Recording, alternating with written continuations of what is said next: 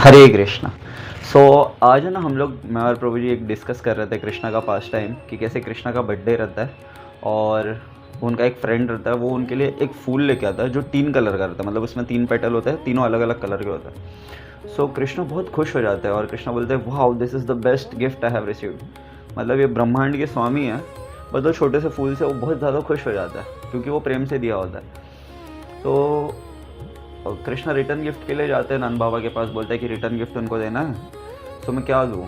तो नंद बाबा पूरा हीरा जवाहरात गोल्ड सब बहुत कुछ लाते हैं। बोलते हैं नहीं नहीं, ये तो एकदम एकदम मतलब इसके उसने जो गिफ्ट दिया उसके मुकाबले तो ये कुछ भी नहीं है। फिर कृष्णा को ऐसा आइडिया आता है और कृष्णा अचानक जाते हैं भाग के, और कृष्णा उसको बोलता है मैं अपने आप को तुझे देता हूँ रिटर्न गिफ्ट में, और उसको आलिंगन कर लेता है। तो उससे वो जो फ्रेंड है वो बहुत खुश हो जाता है। उसके बाद तो ये हमारा डिस्कशन चल रहा था।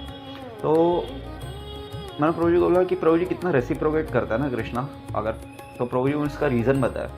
बोले कि हम लोग कभी कभी ऐसा लगता है जब भी हम लोग ठाकुर जी का ड्रेसिंग कर रहे हो, ठाकुर जी का श्रृंगार कर रहे हो, तो हमारे अंदर एक अहंकार आ जाता है कि वाह मैंने इतना सुंदर सजाया है ठाकुर जी को।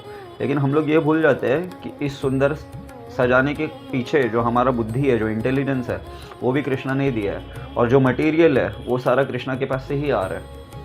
तो हम लोग को हमेशा ये दिमाग में रखना चाहिए जब भी हम कुछ ठाकुर जी का सेवा कर रहे हैं कि जितना भी फैसिलिटी है ये सेवा करने के लिए वो कृष्णा ने ही प्रोवाइड किया। अगर कृष्णा नहीं प्रोवाइड करते तो हम वो सेवा नहीं कर पाते। जब ये इंटेंशन से हम लोग कृष्णा को कृतज्ञ होते हुए, कृष्णा को धन्यवाद देते हुए कृष्णा का सेवा करेंगे, तो जो भी आप प्रेम से चढ़ाओगे वो कृष्णा एक्सेप्ट कर लेंगे।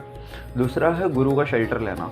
तो उसमें प्रभु जी एक बता रहे थे एनोलॉजी की, ये जो ह्यूमन बॉडी है, हमारा जो शरीर है मनुष्य का, ये एक बोट के समान है, और हमारे जो गुरु होते हैं वो कैप्टन है जो बोट को चलाता है, और जो वायु है वो कृष्ण का इंस्ट्रक्शन, मतलब कृष्ण के उपदेश हैं, जैसा भागवत गीता में कृष्ण ने उपदेश दिया वो।